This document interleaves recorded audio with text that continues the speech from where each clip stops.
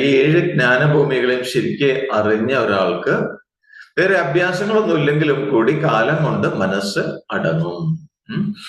അപ്പൊ അതുകൊണ്ട് ഈ ജ്ഞാനഭൂമികളിലൂടെ വേണം ബ്രഹ്മപദത്തിലേക്ക് പോവാൻ എന്ന് പറയുന്നു.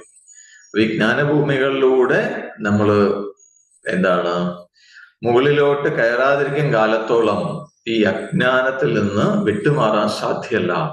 അപ്പൊ ലവണ മഹാരാജാവിന് അതാണ് പറ്റിയത് എന്നാണ് പറയുന്നത്. നേരത്തെ കഥ പറഞ്ഞ ഓർമ്മയുണ്ടല്ലോ, ശാംബരികോപാഖ്യാനം.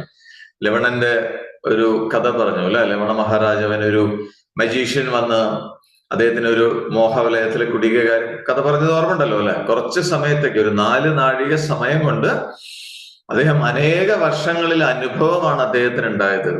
കല്യാണം കഴിയലും മക്കളുണ്ടാവലും ഒക്കെ അദ്ദേഹത്തിന്റെ അനുഭവമായിരുന്നു. ഇനി അദ്ദേഹത്തിന്റെ ആ ലവണ മഹാരാജാവിന്റെ ആ കഥയുടെ ബാക്കി ഭാഗമാണ് ഇനി പറയാനായിട്ട് പോകുന്നത്. അതാണ് വളരെ